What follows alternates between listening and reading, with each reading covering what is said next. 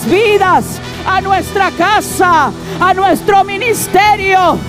En el nombre que es sobre todo nombre, que el río, Señor, empiece a fluir sobre toda la ciudad y las ciudades aquí representadas. Que tu río empiece a correr, Señor, sobre las calles, sobre las avenidas. Un río que trae sanidad, un río que trae salvación. En esta hora, Espíritu Santo, envía ángeles, envía ángeles por toda esta región.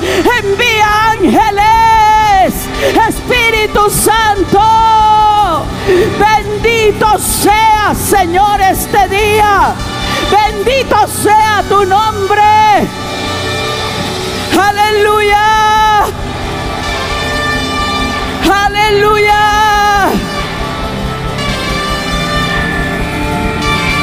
Desata el río sobre tu ciudad y que empiece a arrasar todo aquello que se ha opuesto al fluir del Espíritu Santo.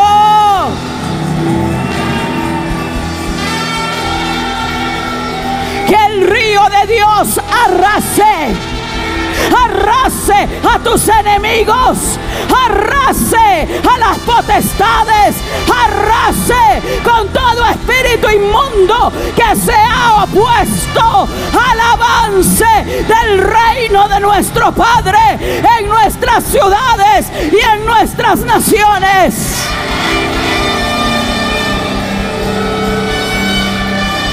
Aleluya. Dele un aplauso al Rey de Gloria.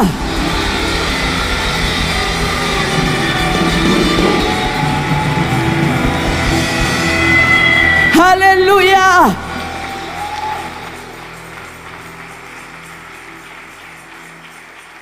Y por favor, ninguno piense aquí que estamos judaizando.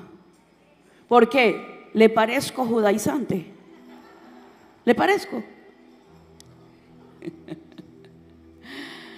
Este es un tiempo glorioso. Cuando el río se abre, usted va a empezar a ver estrategias fluyendo para poder hacer y ver lo que nunca usted antes había visto.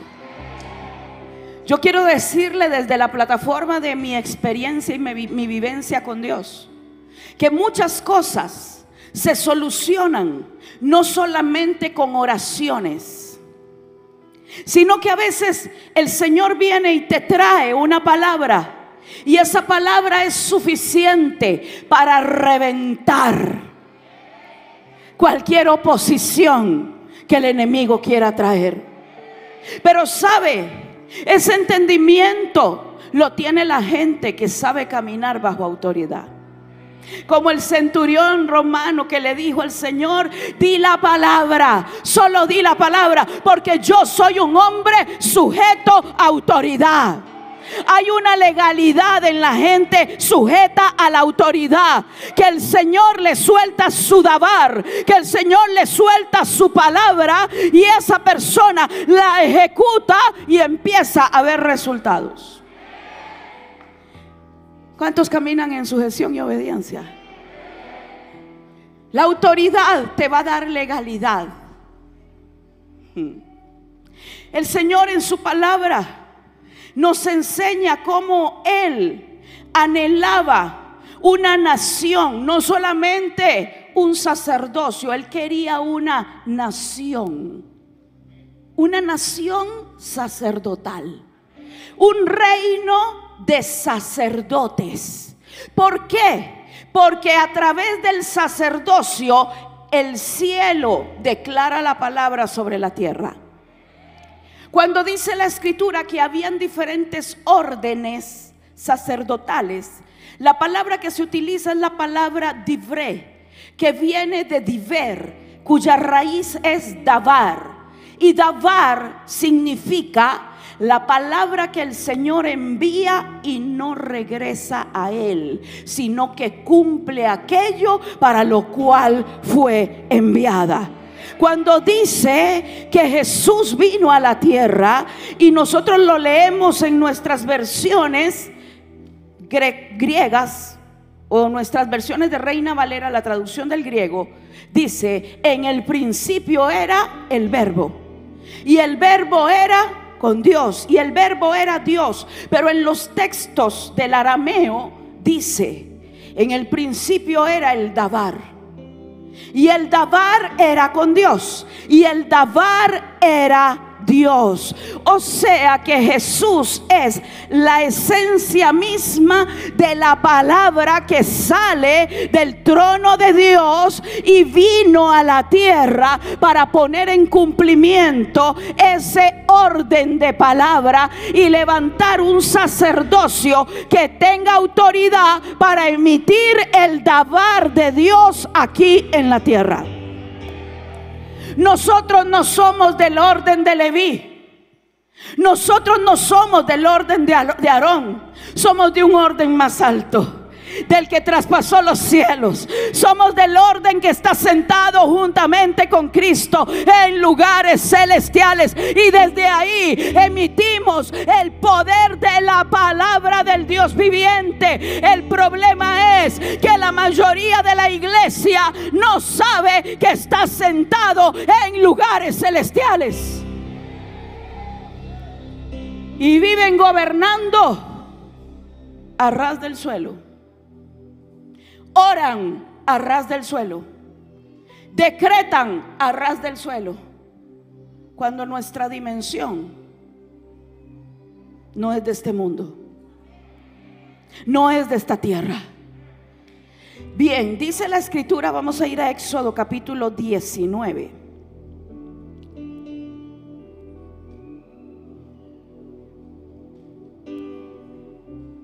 Son las palabras del Señor a Moisés. ¿Cuántos de ustedes saben que era el Señor hablando con Moisés? Moisés iba al pueblo y le decía al pueblo lo que Dios decía. El pueblo le respondía a Moisés, y Moisés subía y le decía al Señor lo que el pueblo había dicho. Uno dice: pero ¿por qué Dios hacía eso si él sabía? Él sabía lo que el pueblo estaba diciendo. Es que Dios siempre respeta los conductos regulares de autoridad. Esa gente que dice: no, si es que Dios a mí me puede hablar donde sea, yo no tengo necesidad de ir a ningún lado, Dios me habla. Cuidado.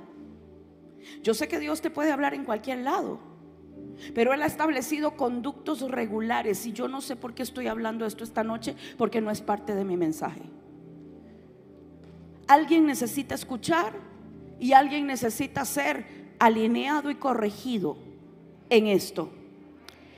Dice: ahora pues, si oyeres hoy mi voz y guardares mi instrucción, vosotros seréis mi especial tesoro sobre, diga conmigo, sobre todos los pueblos de la tierra, porque mía es toda la tierra. Escuche, aquí la palabra sobre significa algo que está por encima de. Sobre, esta mascarilla está sobre mi mano. Da la idea de algo o alguien que va a gobernar por encima de todos los pueblos. La intención de Dios era llamar a un pueblo, Israel, para que toda la nación, diga conmigo, toda la nación, fuese un reino sacerdotal. ¿Qué fue lo que hizo Jesús? Dice que nos constituyó, reyes y sacerdotes. Pero el deseo de Dios para esto ha sido eterno. Él quiere un pueblo, Él quiere una generación de reyes y sacerdotes. ¿Ok? Dice: ustedes van a ser mi especial tesoro. ¿Alguien sabe qué es el tesoro de Dios? La escritura dice que el Señor abrió su tesoro y que de ahí sacó las armas de guerra. Dios tiene hombres y mujeres que Él va a levantar en estos próximos tiempos como guerreros en su reino, para pelear sus batallas, pero desde la plataforma de la legalidad, no desde la emoción ni desde la religión, sino desde la legalidad espiritual. Dice: porque mía es toda la tierra y vosotros me seréis un reino de sacerdotes y una nación santa. Estos son los mandamientos que darás a todos los hijos de Israel. Y todo el pueblo respondió a una y dijeron: todo lo que Jehová ha dicho, haremos. Y Moisés refirió a Jehová las palabras del pueblo. Entonces Jehová dijo a Moisés: he aquí yo vengo aquí en una nube espesa, para que el pueblo oiga mientras yo hablo contigo, y también para que te crean para siempre. ¿Cuál era el requisito? ¿Cuál era el requisito que Dios estaba poniendo para que ese pueblo fuese un reino de sacerdotes? Está en el primer verso que leímos: si oyeres hoy mi voz. No sé, queridos pastores, si ustedes se han encontrado con gente que quieren que Dios les haga milagros estilo microondas, sin obedecer jamás a lo que dice la palabra de Dios. No son capaces ni obedecer un consejo que usted les da. Quiero decirle: no pierda el tiempo con gente así. Muy duro. Muy duro.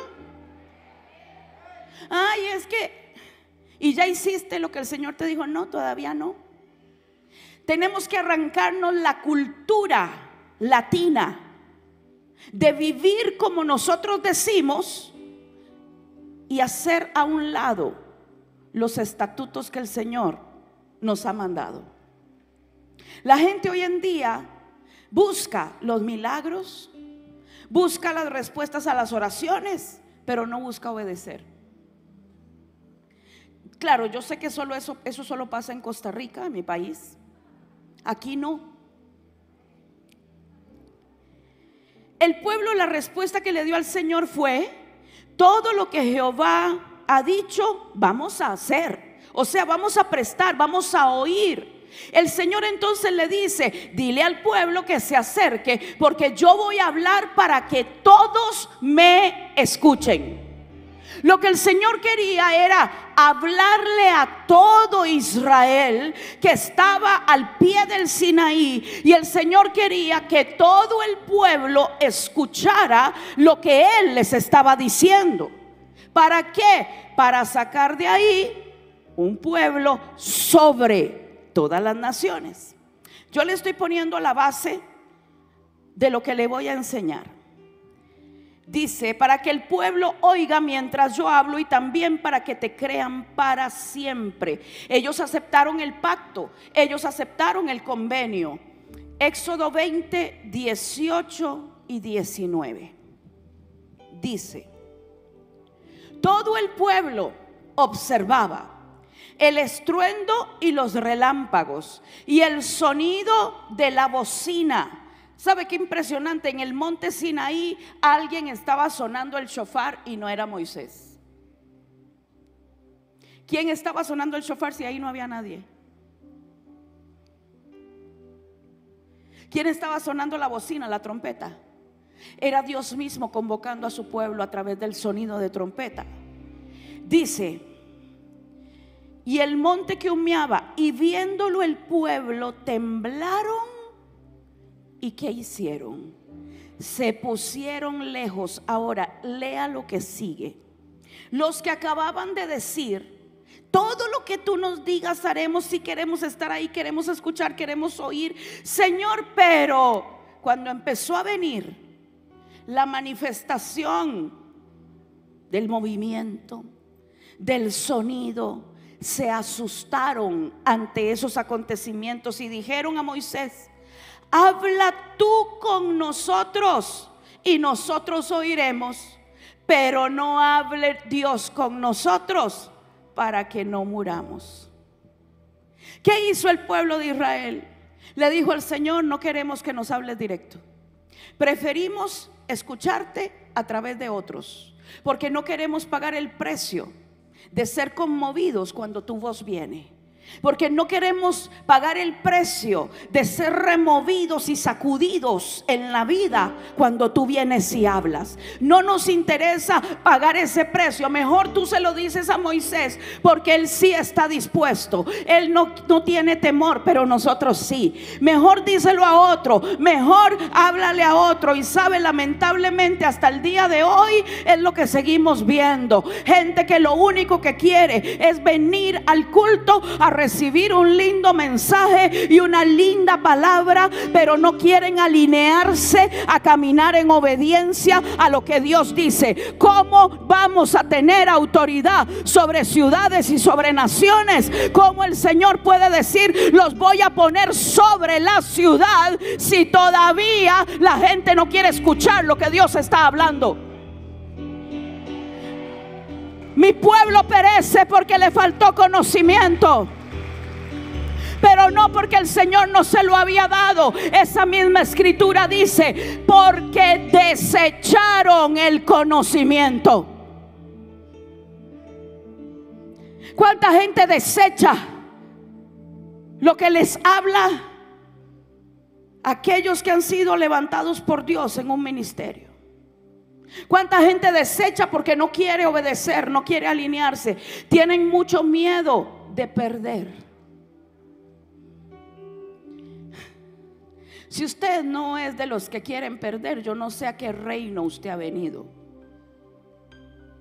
porque esto no es un parque de diversiones, esto es un buque de guerra.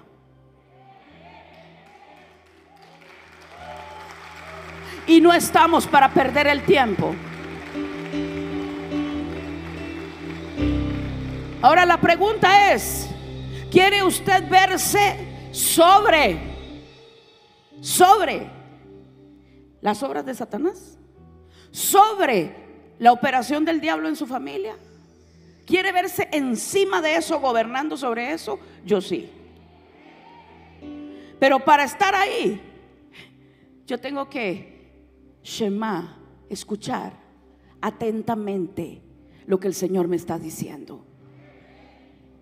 Solo unos cuantos están dispuestos a escuchar la voz de Dios, porque cuando Dios te habla, te sacude la vida. Y no solo te sacude la vida, sino que te lleva muchas veces a perder lo que tú tenías por un tesoro.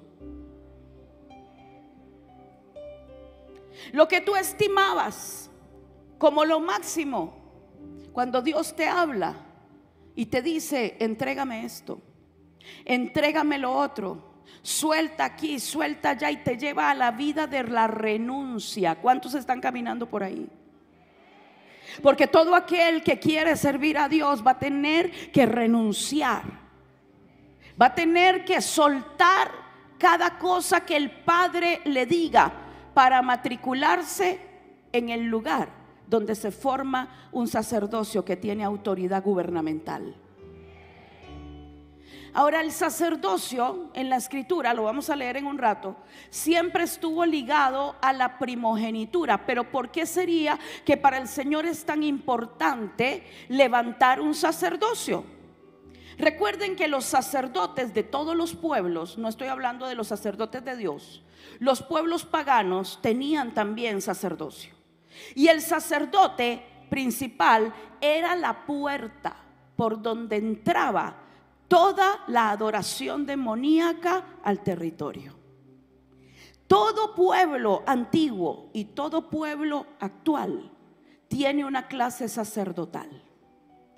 Muchos de esos sacerdotes son practicantes de lo oculto y son la puerta por donde entra la maldición a la ciudad. ¿Me estoy dando a entender?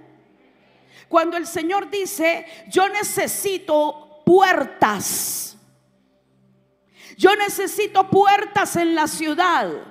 Necesito que se levanten y se despierten las puertas eternas para que pueda entrar el Rey de Gloria. Esto tiene que ver con sacerdocio.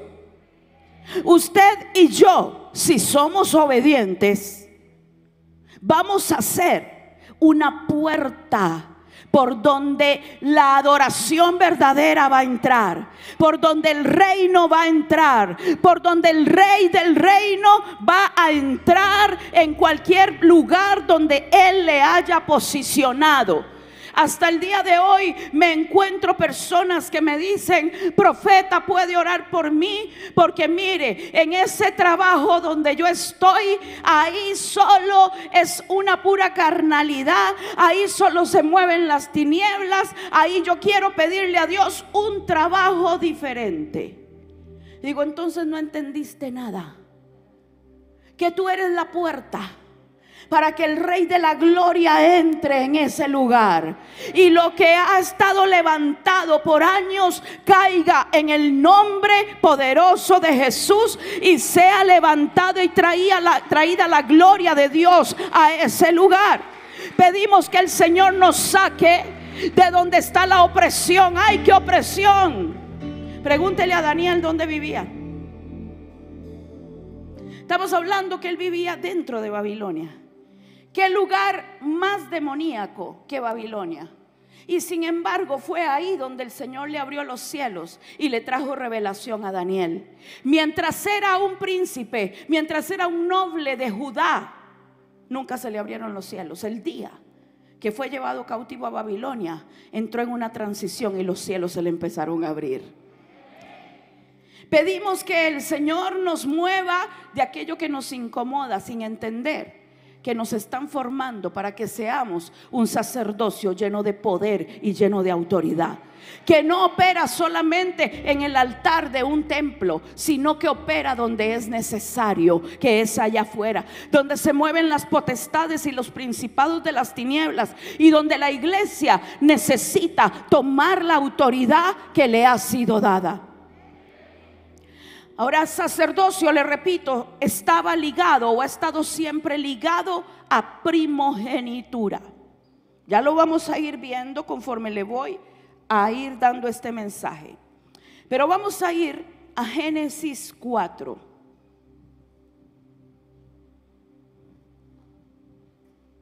Génesis capítulo 4. La historia de Mr. Caín.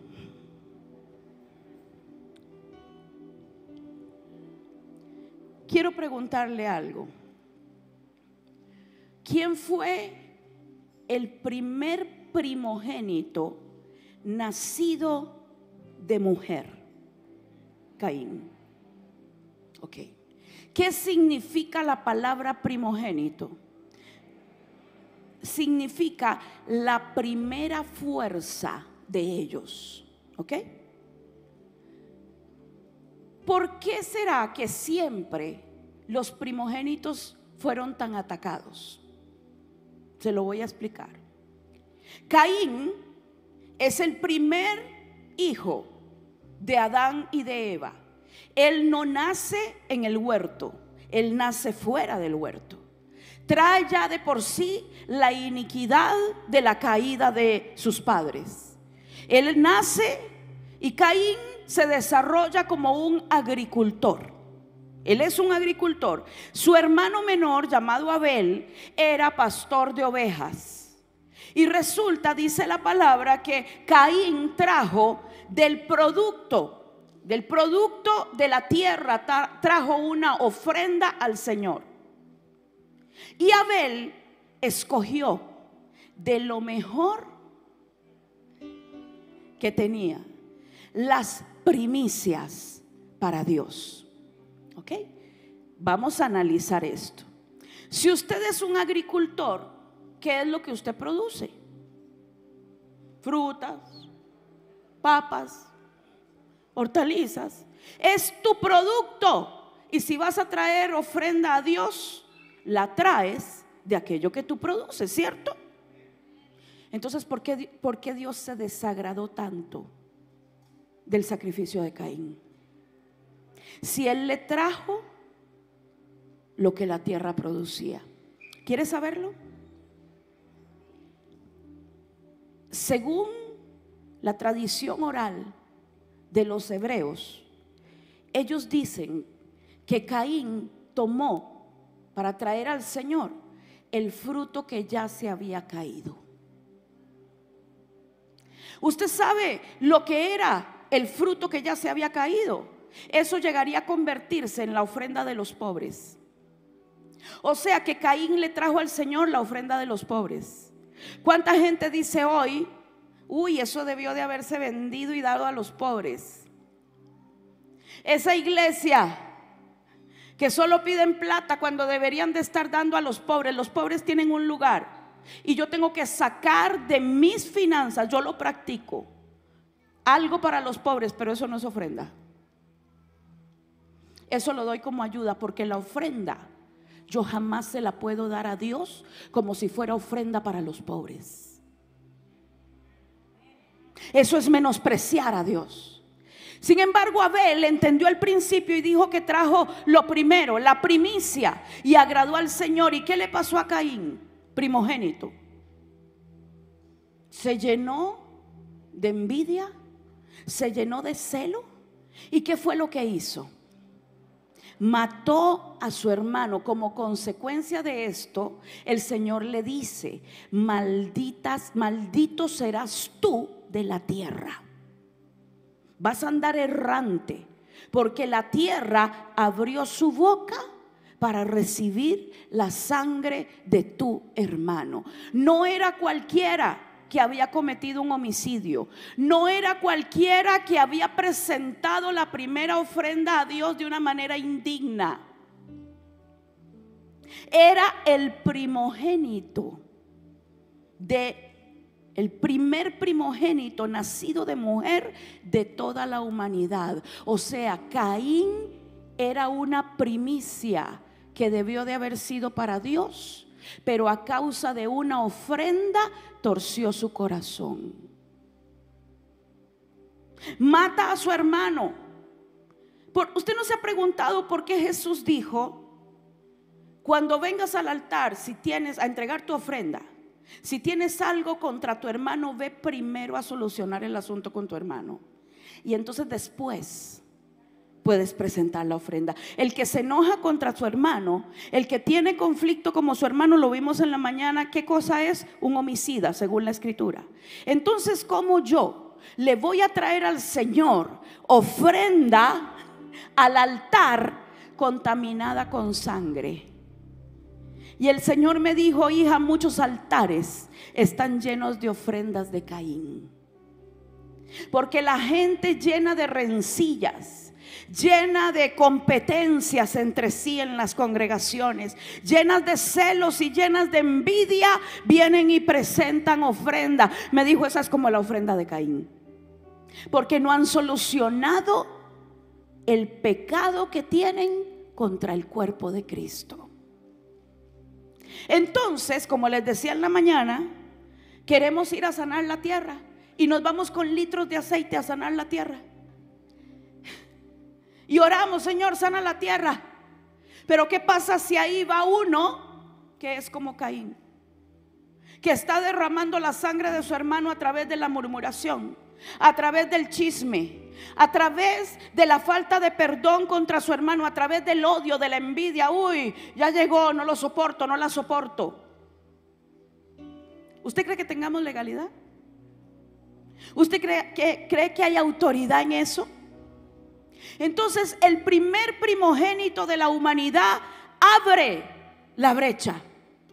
De ahí en adelante, el asunto de los primogénitos se complicó, porque el Señor no volvió a tener un primogénito para él.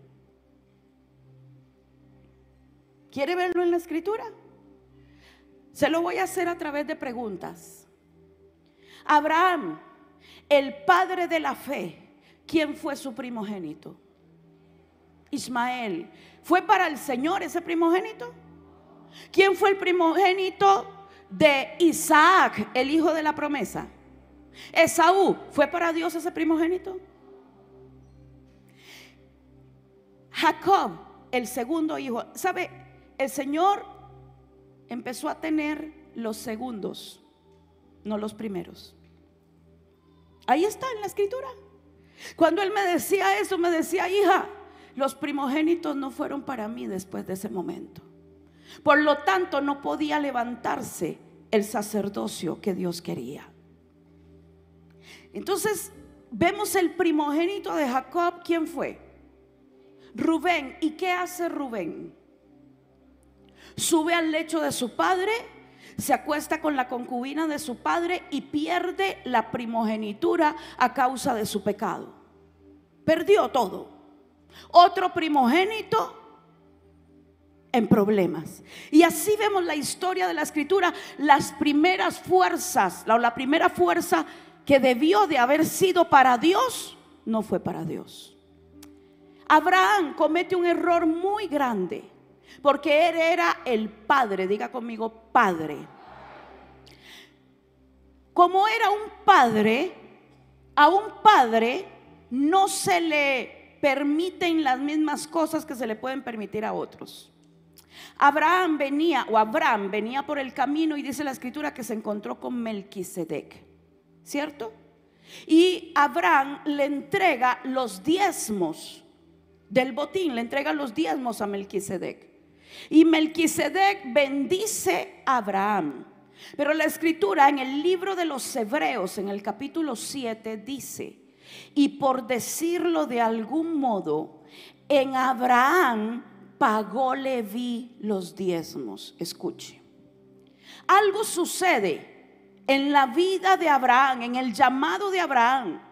El Señor lo conecta con Melquisedec, un sacerdocio que no tiene genealogía, un sacerdocio que no tiene principio ni fin, un sacerdocio que es eterno, y lo conecta con Melquisedec. ¿Para qué? Para sacar de los lomos de Abraham el sacerdocio que él quería. Escuche, el Señor me dijo esto: hija, cuando Abraham entregó los diezmos, yo no vi a Abraham, yo le vi sin siquiera tener a Isaac. Yo le vi su ADN, yo le vi los lomos, y en los lomos ya estaba contenido ahí Leví. Ni siquiera tenía Isaac, no había nacido Isaac, no había nacido Jacob, pero ya Dios había visto a quien iba a recibir la recompensa por esa acción que había hecho su padre Abraham. Abraham abre una brecha para establecer un sacerdocio santo para Dios, pero sucede algo. Como pasa el tiempo, como pasó el tiempo y Dios no le cumplía la promesa, doña Sara se le ocurrió la idea para ayudarle al Señor. Y le dice a Abraham: mira, aquí está Agar, aquí está mi esclava, tómala, pon tu semilla. Porque mire, el diablo no va a buscar a cualquiera. El diablo siempre va a buscar a alguien que tenga una semilla de poder en el reino. Él no busca a cualquiera para abrir una brecha de maldición. Sara fue seducida por el enemigo. Yo estoy segura que la serpiente le susurró en su oído y le dijo: Dios no te va a cumplir la promesa, dale a tu esclava, a tu esposo. Ella es una egipcia. Ahora, Agar no era cualquier mujer. Ella había sido capturada en una de las guerras y había sido tomada y vendida como esclava, pero ella era una princesa egipcia. No sé si usted sabía ese dato. Ella era una princesa egipcia. Cuando Abraham viene y tiene intimidad con Agar, él está teniendo intimidad con el ADN de la realeza egipcia.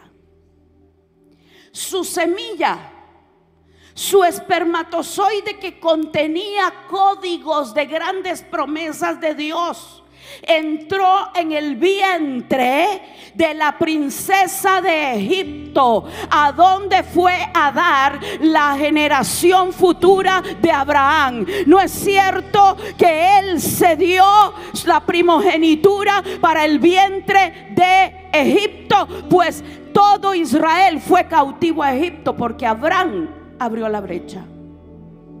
¿Me estoy dando a entender? ¿No se me están durmiendo? ¿Están prestando atención? Es que los veo como muy tranquilos. Y como...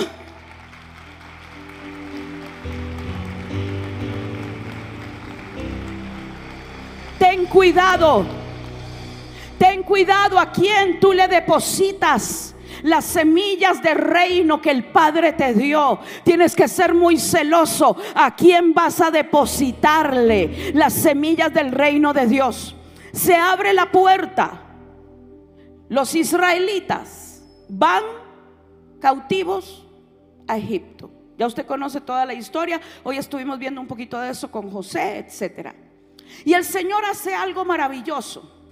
El Señor permite que nazca un niño en medio de la persecución, en medio de los decretos de muerte, porque es que como que a Dios le gusta ponerla difícil. Y cuando Faraón dice: vamos a matar los niños, ¡tarán!, aparece Moisés. ¿Casualidad? Dios lo hizo nacer en la temporada más difícil para demostrarle a las tinieblas que a Él no le interesa si está bueno o está mala la cosa.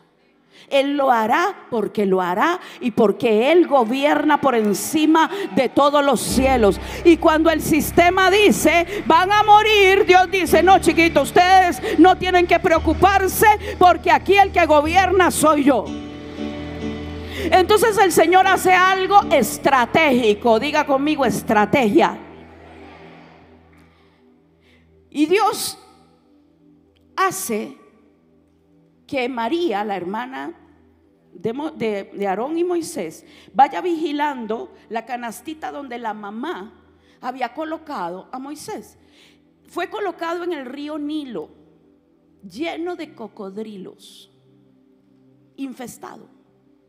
Pero qué impresionante es que, cronometrado, la hija de Faraón sale a darse su baño, y cuando ven la canastita llegar, ¿casualidad? No. Le voy a explicar lo que Dios estaba haciendo. El Señor estaba metiendo un virus en el sistema. ¿Ah, usted no sabía que el Señor hace eso? Dios mete virus en el sistema. Él es el mejor hacker que hay. Vea, le metió a Esther y Mardoqueo en el sistema de Media y de Persia y de Amán. Metió a Daniel, Sadrach y Abednego en el sistema de Babilonia, porque Dios es especialista en hackear los sistemas de las tinieblas. Eso nunca se le olvide. Nunca se le olvide.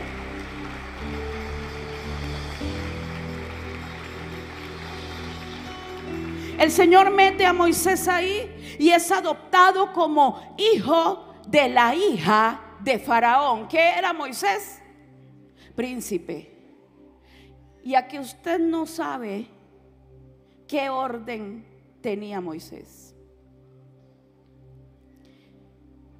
Es más, usted mismo va a llegar a la conjetura a través de la pregunta que le voy a hacer. Dios dijo: voy a matar a todos los primogénitos de Egipto, ¿cierto? ¿Y por qué entonces el rey no murió? ¿Por qué Faraón no murió? Si todos los primogénitos murieron, ¿por qué Faraón no murió? Porque no era primogénito. ¿Quién tenía la primogenitura? Usted ve cómo el Señor se adelanta en legalidad. Dios camina en legalidad para romperle las estructuras a las tinieblas. Hay cosas que usted no entiende hoy, pero ya el Padre vio el final desde el principio. Dios ya vio el final desde el principio. Él sabe por qué, Él sabe para qué estás viviendo lo que estás viviendo hoy, porque hay una legalidad que se está trabajando dentro de tu espíritu. Probablemente a Moisés le hubiese tocado tomar el lugar para ser rey, pero el Señor dijo: no, esa no es tu asignación. Yo no te llamé a gobernar sobre Egipto, te llamé a ser la puerta que saque a todos mis primogénitos de Egipto.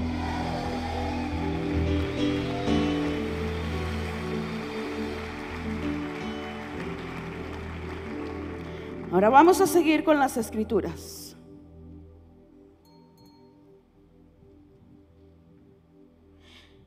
Y vamos a irnos al libro de Números.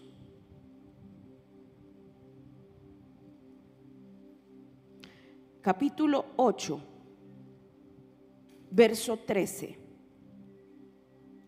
Y por favor preste muchísima atención a lo que vamos a leer. Yo no sé si lo pueden poner en pantalla y lo vamos a ir leyendo despacito. ¿Ok? ¿Lo tenemos? Ya, listo. Dice: y presentarás a los levitas delante de Aarón y delante de sus hijos, y los ofrecerás en ofrenda a Jehová. Siguiente. Así apartarás a los levitas de entre los hijos de Israel, y serán míos los levitas. Next. Después de esto vendrán los levitas a ministrar en el tabernáculo de reunión, serán purificados y los ofrecerás en ofrenda. Siguiente.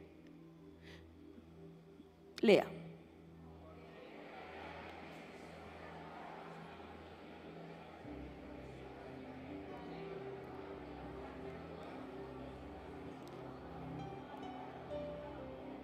Ahora escuche.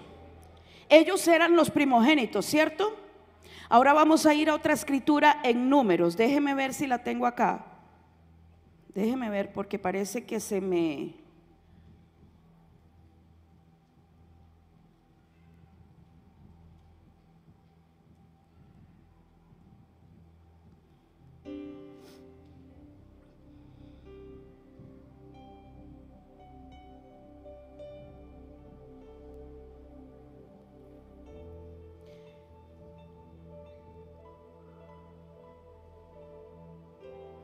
Deme un segundo porque se me fue el versículo.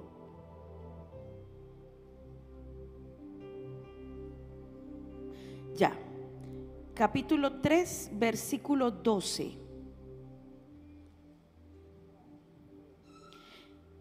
He aquí, yo he tomado a los levitas de entre los hijos de Israel en lugar de todos los primogénitos. Los primeros nacidos entre los hijos de Israel serán pues míos los levitas, porque mío es todo primogénito. ¿Desde qué día?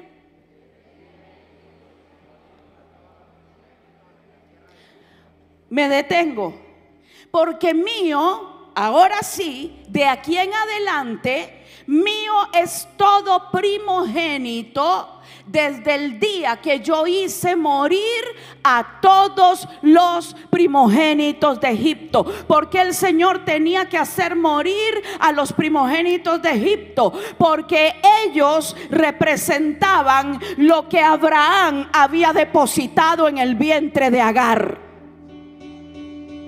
Dios los tuvo que hacer morir. Y a partir de ese momento Él dice: ahora sí, míos serán los levitas, míos, porque a ellos los escogí en lugar de todos los primogénitos de Israel. Míos serán los levitas. ¿Y qué eran los levitas? Sacerdotes. ¿Y qué significa sacerdote? Es primogénito. ¿Y qué es primogénito? La primera fuerza. La primera fuerza. Dios requiere hombres y mujeres que sean la primera fuerza para producir algo sobre las naciones de la tierra. Desde el día que se murieron los egipcios, Dios dijo: ahora sí, porque Él es un Dios que camina en justicia y en legalidad. Desde el día que se mueren los egipcios, ahora sí los primogénitos serán míos, porque Abraham los entregó a Egipto, mas yo los he redimido de Egipto. Es tan poderoso esto. ¿Sabe usted que antes de sacarlos de Egipto, porque había una ley, Egipto estaba controlada por los poderes demoníacos? Ni vaya a creer que son los brujitos de que uno se encuentra, ni chamanes, no. Los brujos de Egipto tenían el poder para producir transformación de objetos. O sea, no estamos hablando de Mickey Mouse. Ahí el asunto era serio, lo que había. Y una ley de Egipto decía que si Faraón no autorizaba la salida de una persona, los dioses los tomarían en el desierto y los despedazarían. ¿No le parece a usted extraño que el Señor tuviera que decirle a Faraón: deja ir a mi pueblo voluntariamente? Déjalo ir voluntariamente. ¿Sabe usted que cada una de las plagas juzgó a uno de los dioses principales del panteón egipcio?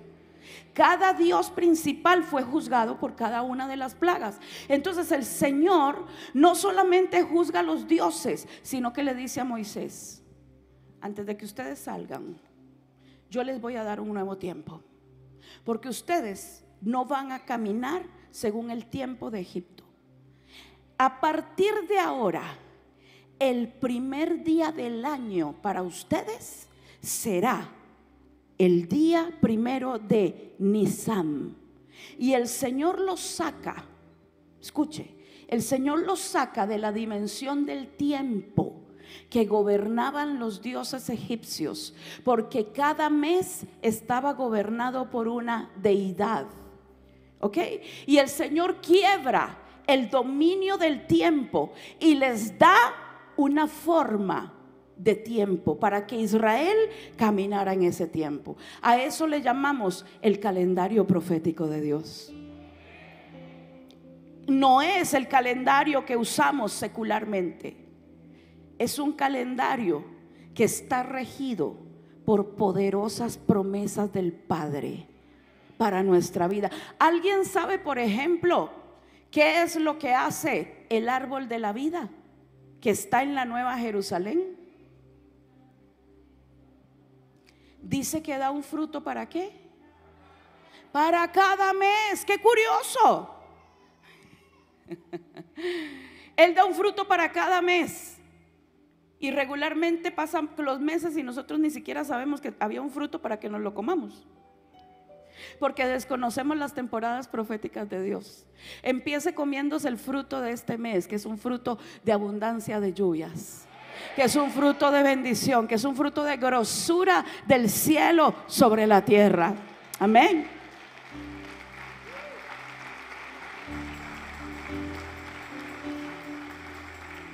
Usted conoce la historia, cómo ellos salen de Egipto, cómo el Señor establece de una manera tan tremenda todo lo que tenía que ver con el sacerdocio. Mira que si para Dios era importante, que hasta le dio el diseño a Moisés de las vestiduras, de la ropa interior que tenían que usar los sacerdotes, de las piedras preciosas que tenían que llevar. Todo fue diseñado porque para Dios el sacerdote es el que abre la puerta para que su gloria venga sobre un lugar. Ellos eran los portadores de la gloria. Ahora nosotros, dentro del orden de Melquisedec, Él nos quiere poner sobre las naciones, gobernando juntamente con Cristo en lugares celestiales. ¿Cuándo? ¿Cuándo nos muramos? ¿Cuándo Cristo venga? Ahora. Ahora, porque la guerra se da en el segundo cielo. Y es ahí donde la iglesia está comisionada a pelear la batalla. Le repito lo que le dije hace un rato: no se pelea desde aquí, se pelea desde allá. Pero para llegar allá te van a meter en un proceso donde te van a quitar todo aquello que te ancla a la tierra, para que puedas estar con la mirada puesta en las cosas de arriba, donde está Cristo sentado a la diestra de Dios, y no estés anclado por la carne, por la ira, por el enojo, por los celos, por la envidia, como lo dice la Escritura. ¿Sabe por qué la mayoría de la gente en la iglesia no puede ejercer sacerdocio? Porque está atado por todas las obras de la carne. Ah, no, si yo no fornico.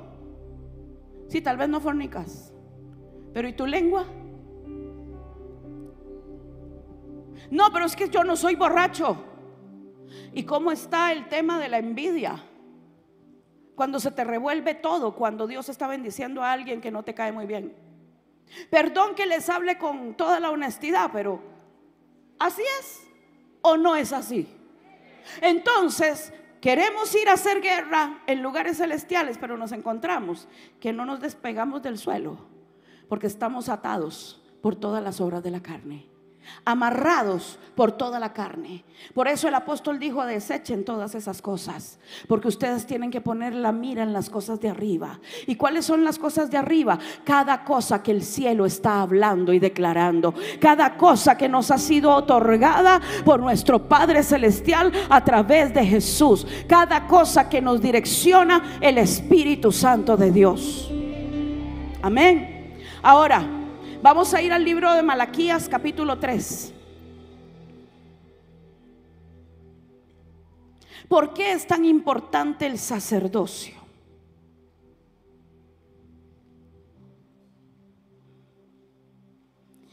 Si el Señor sacó a Israel de Egipto, lo que estaba provocando, lo que estaba haciendo, no sé si usted lo entiende ahora, lo que realmente estaba haciendo el Señor era libertando a los primogénitos, porque Él dijo: Israel es mi hijo, mi primogénito. Él estaba rescatando la primogenitura, para que esa primogenitura se levantara como una nación santa. Malaquías 3, verso 3 dice: y se sentará para afinar y limpiar la plata, porque limpiará a los hijos de Leví, los afinará como a oro y como a plata. ¿Para qué? ¿Para qué? ¿Para qué es el proceso del fuego? Porque afinar significa que te van a meter en el crisol a temperaturas altísimas, solo con un propósito. Porque ahí no dice: y voy a meter a los hijos de Judá, y voy a meter a los de Isaacar en el horno donde los voy a purificar. No, voy a meter a los levitas. ¿Cuántos aquí son sacerdotes de Dios? Ve, ahora ya la mitad no. Dice que los iba a meter, los va a purificar como al oro y como a la plata. ¿Cómo se purifica o afinar? ¿Cómo se purifica y cómo se afina el oro y la plata? Señor, yo no quiero estar en este horno de prueba. Entonces te vas a perder el privilegio de ser un primogénito para Dios, porque no nos hemos acercado al monte que se podía palpar. Nos hemos acercado a Jerusalén la celestial, a la congregación de los primogénitos, cuyos nombres están escritos en los cielos. Yo quiero ser de los primogénitos. Yo no sé usted, pero yo sí. Entonces sé que me van a tener que afinar, sé que me van a tener que meter en proceso de fuego para purificarme. Y dice: y traerán a Jehová ofrenda en justicia, y será grato. Vamos a ir al siguiente, al 4. Y será grata a Jehová la ofrenda de Judá y de Jerusalén, como en los días pasados y como en los años antiguos. Escúcheme por favor. Cuando usted traiga sus ofrendas y sus diezmos, más le vale que lo haga con entendimiento. Porque si usted entiende que usted trae ofrenda de honra, usted trae primicias y usted trae diezmos, usted lo que está haciendo es honrando el sacerdocio de Melquisedec, el sacerdocio de Jesús. Presentar ofrenda en justicia no es cualquier ofrenda, no es venir y con lo que me sobró, no. Y no piense que voy a tomar una ofrenda en esta noche, porque no es así. Solamente necesito enseñarle este principio, porque ofrenda es una acción de guerra. Y si no me cree, ¿cuál fue la mayor ofrenda que se dio? ¿Y qué hizo esa ofrenda? Le arrebató a las llaves al diablo de la muerte y del Hades. La ofrenda es una acción de guerra, por si usted no lo sabía. De hecho, hay ofrendas guiadas por el Espíritu Santo que son ofrendas de guerra, para ponerle un final a un ataque. Cuando el Señor a mí me ha llevado a traer ofrenda de guerra en un altar delante del Señor, es porque Dios le va a poner final a algo. Amén. Entonces dice: traerán a Jehová ofrenda en justicia. El 5. Perdón. Sí. Ahora lea conmigo esto, porque es una secuencia. Es una secuencia. Primero, me siento limpio, afino a los sacerdotes. Segundo, van a traer ofrenda en justicia. Tercero, será grata la ofrenda. Y entonces, a consecuencia de todo eso, y vendré a vosotros para juicio, y seré, ¿quién? Dios. Y seré pronto testigo contra el hechicero, contra los adúlteros, contra los que juran mentira y los que defraudan en su salario al jornalero, a la viuda y al huérfano, y los que hacen injusticia al extranjero, no teniendo temor de mí, dice Jehová de los ejércitos. ¿Qué necesita el Señor para juzgar la injusticia, la corrupción en una nación? Necesita un sacerdocio de integridad, la generación de los primogénitos cuyos nombres están escritos en los cielos, hombres y mujeres que caminan en integridad delante de Dios. Un sacerdocio santo que no es legalismo, sino pureza de corazón. Y que cuando hay algo que mancha ese sacerdocio, el Señor le dice: ven para acá, vamos nuevamente a una temporadita de fuego, porque necesito que se te salga esa escoria que tienes adentro.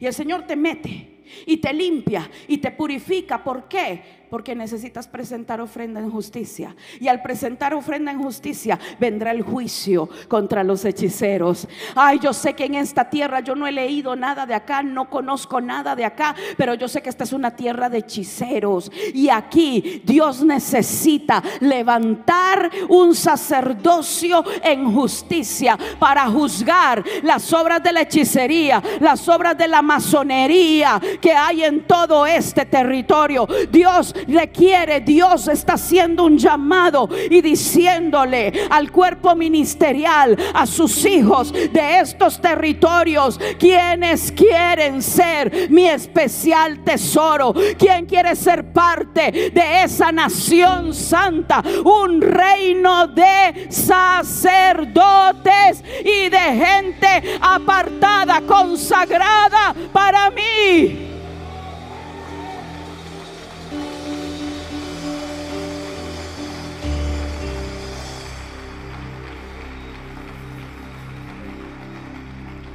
El reino de sacerdotes va a tener autoridad contra el poder de hechicería, porque el Señor le va a poner el dabar, este orden, este divré, que viene de diver, que viene de dabar. Este orden de Melquisedec es para declarar el dabar.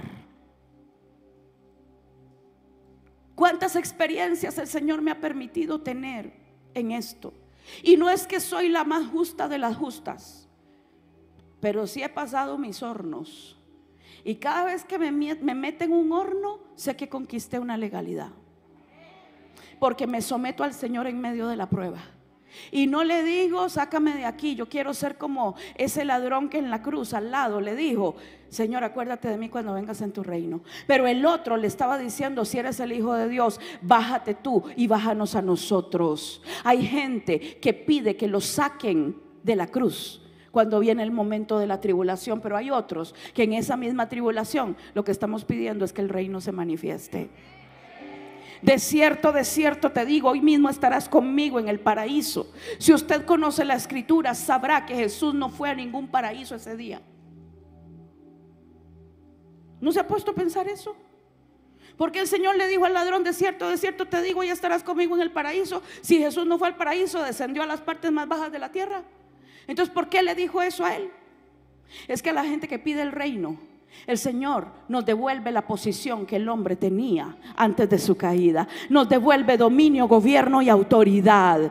De cierto te digo, hoy mismo estarás conmigo en la dimensión del paraíso. Porque la figura que había ahí era una figura profética, el Salvador de la humanidad en el medio. A un lado los que se perderían y al otro lado los que se salvarían, los que creerían en su nombre. Y a todo aquel que cree en él y pide su reino, el Señor le levanta para ser un ejecutor contra las obras del diablo. Cierro. Si dele gloria al Padre.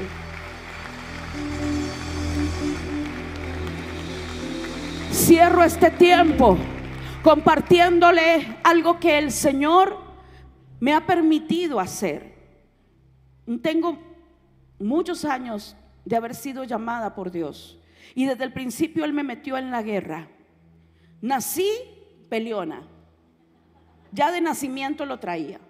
Si no, pregúntele a mi esposo. Un día le dije: amor, por favor, intercede, porque en esta ciudad hay una cantidad enorme de hechiceros y brujos. Y me dice: sí, ya me voy a poner a orar por los pobrecitos. ¿Y cómo así? Me dice: lo que les espera a los pobres, que Dios tenga misericordia.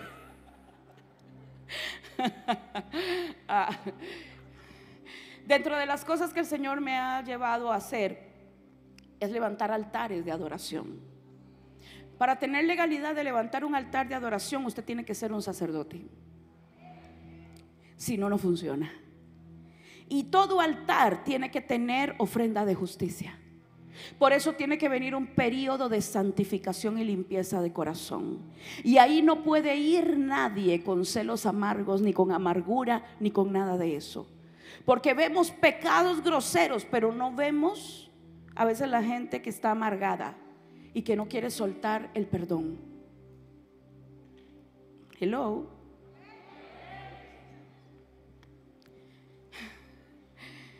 Y recuerdo que una de las cosas que el Señor, de los altares que el Señor me mandó a hacer, fue en los Estados Unidos, en el noreste.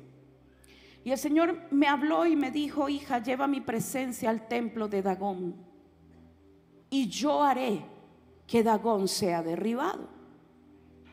Entonces convoqué a los pastores de la ciudad, les hablé lo que el Señor me había dicho. Muchos dijeron: no, nosotros no nos metemos ahí, porque el templo de Dagón era un templo de los masones que medía 6 pisos y 1 cuadra, una cosa enorme. Y entonces dijeron: no, nosotros no nos metemos ahí porque nos contaminamos. Yo le dije: se contamina el diablo, pero yo no. A mí Dios me ha mandado a hacerlo.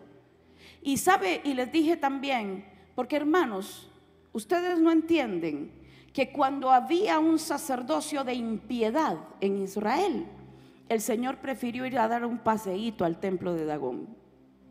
No fue que los filisteos secuestraron a Dios, no secuestraron el arca del pacto. Para el Señor era mejor salirse unos días de lo que tenían los hijos de Elí, y mejor se fue para donde los filisteos.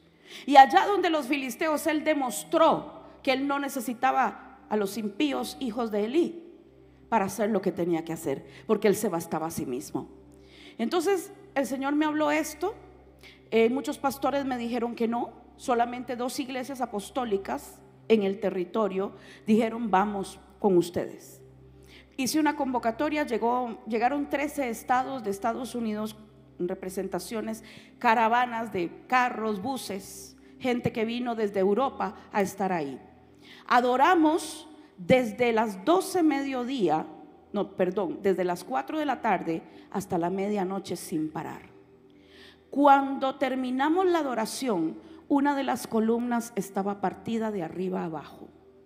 Yo les dije: vámonos de aquí porque algo va a derribar Dios mientras no sea el templo, pero vámonos. Adoramos, hicimos los actos proféticos, emitimos el davar que el Señor ponía en la boca y declarábamos: tú dijiste, Señor, tú lo dijiste, que trajéramos tu presencia al templo de Dagón, y tú te ibas a encargar de derribar a Dagón, cortarle su cabeza y sus 2 manos. Al día siguiente el Señor me había dicho que después de terminar ese altar me subiera en una avioneta y fuera a sonar el shofar sobre todo el territorio desde arriba. Yo la verdad me preocupé porque yo me imaginaba que iba a tener que abrir la puerta de la avionetica y amarrada de yo no sé qué cosa, yo iba a ir así. Me hice una película y yo dije: bueno, si tengo que volar por los aires no me importa, yo te obedezco. Y resulta que el Señor tuvo misericordia de mí, porque la avioneta tenía una ventanita de este tamaño, exactamente el shofar. Yo era el copiloto y entonces el piloto era un hermano bautista, imagínense, bautista. Y yo le digo: mire, perdóneme, yo no sé si usted me va a entender o no, pero córrase. Él hizo así y yo lo cruzo con el shofar y me voy a agachar para sonarlo, cuando para mi sorpresa el shofar empieza a sonar solo. Las corrientes de aire entraban, pero eso era como, me imagino como las bocinas y las trompetas en Sinaí. Turú, turú, turú, una cosa impresionante. Hicimos todo lo que el Señor nos mandó.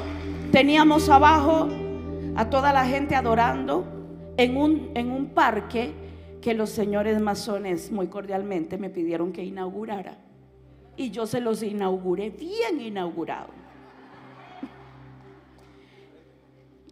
con extra. Yo me fui, tenía otro altar en España. Fue un tiempo de levantar muchos altares en muchos países, y me fui de la ciudad, y cuando llego a Madrid me entra un correo electrónico y era de la profeta de una de las iglesias que nos apoyaron en esto, y me dice: profeta, aquí le envío el link de las noticias del estado. Lo abro y sale la reportera diciendo: la policía busca a los vándalos que durante el fin de semana derribaron los obeliscos que habían en la ciudad. Se cayeron más de 100 obeliscos en las tumbas de los masones fundadores del territorio. Nadie puso un dedo ahí, yo no toqué nada. Nosotros adoramos al Señor y Él derribó la imagen del celo, porque eso es el obelisco, la imagen del celo. Y cayeron más de 100. Se cayeron. ¿Y sabe cómo cayeron? Eso fue impresionante, yo tengo las fotos. Se fueron todos para adelante, no para los lados ni para atrás. Delante de las tumbas se fueron para adelante. Y el Señor me dijo: te dije que llevaras mi presencia al templo de Dagón, y que yo mismo me iba a dedicar a derribar a Dagón. Resultado de eso no fue solo que se derribaron los obeliscos. Llaman los masones al pastor, al apóstol, una de las iglesias que había apoyado más fuerte, las 2 iglesias, y lo llaman y le dicen: pastor, le ofrecemos vender el templo. Es que estamos quebrados. Perdieron el Club Shrine y perdieron el templo masón. Dígame usted cómo es posible que la gente que tiene el control económico, político de una ciudad pierda el lugar donde se reúnen, si ellos tienen los bancos y todo controlado. Eso solamente lo hace Él cuando encuentra un sacerdocio. He visto ídolos caerse. Cuando levantamos un altar, ídolos viniéndose al suelo. He visto a Dios ante un decreto que pone en mi boca sin yo saber nada, ver hechiceros morir. En el 2019 me metió en una guerra fuerte, violenta, varios meses, con un dabar. Me metió un dabar en el espíritu, una palabra, lo que en griego sería un rema. Y me metió el dabar en el espíritu y me dijo: profetiza que ha llegado la hora donde las estrellas pelearán desde sus órbitas contra Císara. Me dijo: porque va a haber una guerra, aún las estrellas pelearán a favor de mi pueblo. Y me dijo: emite el juicio y la sentencia contra los astrólogos y adivinos, porque escrito está que el cielo cuenta la gloria de Dios y el firmamento anuncia la obra de mis manos. Mas ellos han torcido el mensaje, mas ellos han tomado lo que yo establecí en los cielos para que anuncie la obra de mis manos, como cuando los magos, los reyes de Oriente llegaron guiados por una estrella que les mostró el camino a donde estaba el Salvador de la humanidad, porque las estrellas están para anunciar la obra de las manos de Dios. Pero la astrología lo pervirtió, la astrología lo torció, establecieron los horóscopos, establecieron todo esto que ha tomado los tiempos y ha traído maldición sobre las naciones. Y el Señor me dijo: emite el juicio, suelta el dabar para este tiempo. Y empecé a decretar varios meses. A veces estaba en un aeropuerto y venía sobre mí la unción y tenía que iba caminando, Señor, y no había mascarilla todavía. Solo para eso sirve. Porque uno puede ir bla bla bla y nadie se da cuenta. Parece que uno está comiendo chicle. Fue tan fuerte la guerra contra esos poderes, el decreto, que no me dejaba el Señor. A veces quedaba exhausta de horas de emitir el mismo decreto y no me permitía decir otra cosa. Resultado, viene, no fue solamente el decreto que el Señor me puso a mí, porque se lo puso a otros profetas. Esos días varios profetas empezamos a hablar lo mismo que nos dijo el Espíritu Santo, incluyendo profeta Franklin de Bogotá. Y fue tan tremendo porque terminando esa intercesión de guerra, cae muerto Walter Mercado, el mayor astrólogo de América Latina. Dabar. ¿Cuántos quieren tener poder de soltar el dabar? Vas a tener que ser un primogénito. Vas a tener que ser un sacerdote. Y a los sacerdotes los van a pulir.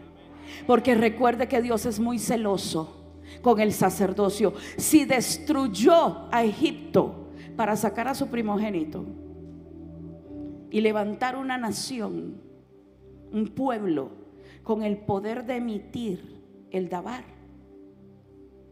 Él va a hacer lo que sea para que en este tiempo esa generación se levante. Póngase de pie. A mí no me interesa emocionar a nadie. No soy una predicadora que busque las emociones de la gente. No me interesa. De hecho, el emocionalismo me cae muy mal. Me cae mal. No lo soporto. Me molesta. Gente que dice: sí, aquí estoy, heme aquí, pastor, contigo hasta el final, y la semana entrante le están clavando el puñal en la espalda. Yo con gente así no los quiero ni ver, pero Porque esa gente no puede caminar en sacerdocio. ¿Cuántos realmente están dispuestos a decirle al Señor: yo quiero ser esa generación sacerdotal que tú puedas usar, que purifiques mis labios, que purifiques mi boca, que me santifiques, que me hagas, Señor, entrar en los procesos que tú necesitas para sacar todo trono de mi propio yo que yo tengo? Ahí te vas a olvidar de decirle: Señor, levántame, mi ministerio. Se acabó eso, porque ya no te va a importar tu ministerio, te va a importar el reino. Ya no te va a importar ser la superestrella evangélica del último grito de la moda. Te va a importar obedecer y ver la manifestación del reino. ¿Cuántas veces lo que andamos buscando es que Dios nos levante por una situación de ego personal? Esto es un asunto de reino. Levante sus manos, hable con el Señor. Si el Espíritu Santo le ha enseñado algo en esta noche, hable con el Señor, hable con Dios.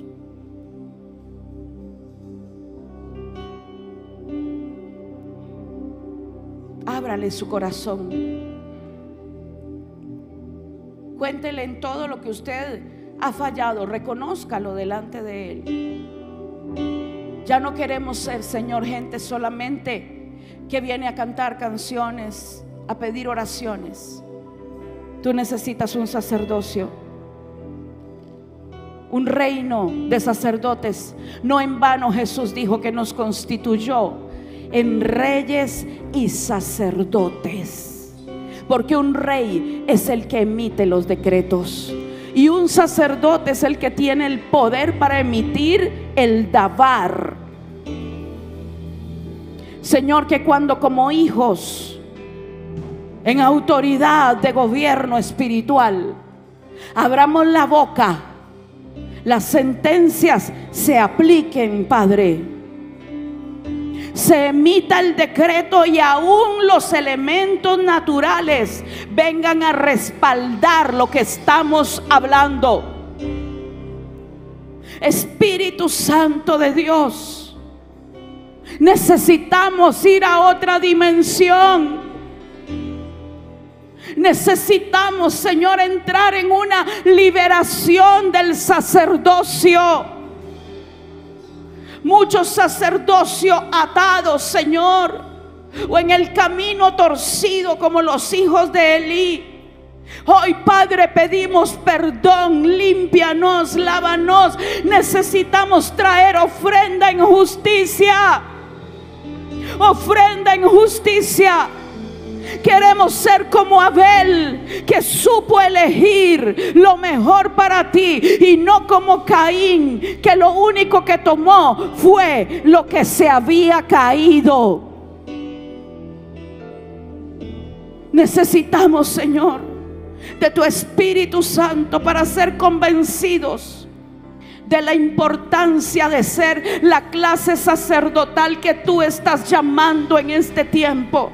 Un reino de sacerdotes. Queremos cumplirte el sueño que tuviste desde que sacaste a Israel de Egipto. Queremos, Señor, cumplir el anhelo de tu corazón de tener un reino de sacerdotes y de gente santa.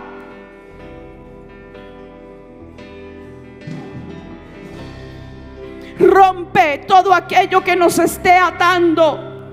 Rompe y quiebra, Señor, las estructuras de la religión que nos ataron. Quebranta, deshaz, Señor, todo aquello que impide que entremos, Señor, en ese nivel de sacerdocio, y pon en nuestra boca el davar, que al ser soltado emitirá sentencias. Ven, Señor, para que seas tú testigo contra los hechiceros, contra aquellos, Señor, que adulteran no solamente físicamente, sino espiritualmente, Señor. Trae justicia sobre nuestras ciudades y nuestras naciones. Haznos entender lo que significa ser justos, caminar en tu justicia. Que nuestra palabra sea honrada, que la palabra que decimos la cumplimos, que lo que nos comprometemos a hacer lo hagamos así nos cueste la vida. Justicia. Gracias, Señor, por recordarme esto. Dice la Escritura que Daniel, que estaba en Babilonia, fue llamado por el rey Belsasar para que le interpretara una escritura en la pared. La escritura decía: Mene, mene, tekel ufarsin. Cuando Daniel viene a interpretar, le dice: oh rey, lo que ahí dice es: tu reino ha sido contado y ha sido puesto ¿en qué? En balanza, y ha sido hallado falto. Escuche, el Señor me dijo esto: cada ciudad, cada nación tiene una balanza. ¿Cómo eran las balanzas de los días de Daniel? ¿Cómo eran las balanzas en el mundo antiguo? Tenían como dos péndulos, ¿cierto? O dos, no sé cómo se llama eso. Eran dos pesas, ok. Tu reino ha sido pesado, ok. Para que algo pudiese ser pesado en esas balanzas, no solo se necesitaba poner el elemento que iba a ser pesado, se necesitaba tener un contrapeso en la otra canastita de la balanza, ¿cierto?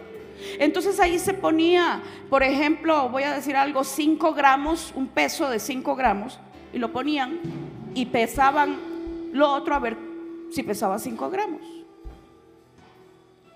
El Señor me dijo: ¿con quién pesé yo a Babilonia? ¿Quién fue el contrapeso para pesar la injusticia de Babilonia? Me dijo: el contrapeso en la balanza fue Daniel, porque él era un justo en medio de su generación. Por eso dice la Escritura que en los días del fin, cuando todo acabe, se levantará Noé que Noé juzgó a su generación. Eso es lo que dice. Noé juzgó a su generación. ¿Y por qué Noé juzgó a su generación? Porque él era un hombre justo y era un hombre perfecto en las generaciones. Y en aquellos días no había perfección generacional. Era una contaminación total del ADN. Eran razas de gigantes nacidas de los ángeles caídos con las hijas de los hombres. La raza humana era una raza que se había contaminado y era híbrida. Mira qué impresionante, una mezcla. Noé, como hombre perfecto en sus generaciones, Dios lo usó para juzgar al mundo antiguo. Él era justo. El hecho de que tú caminas en justicia, Dios dice: yo puedo juzgar la corrupción, porque este pueblo no es corrupto. Porque mi iglesia que está en Neiva es gente de integridad, es gente que va más allá de lo que tiene que hacer. Hace unos días fui confrontada con la justicia y el Señor me enseñó algo muy tremendo. Yo tengo una señora que trabaja en la casa y me ayuda, como diría mi hijo, que le ayuda, no, que le hace todo.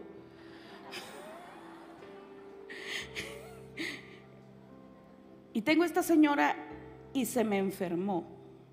Ella no es cristiana como nosotros lo conocemos. No va a una iglesia, a un templo evangélica, no.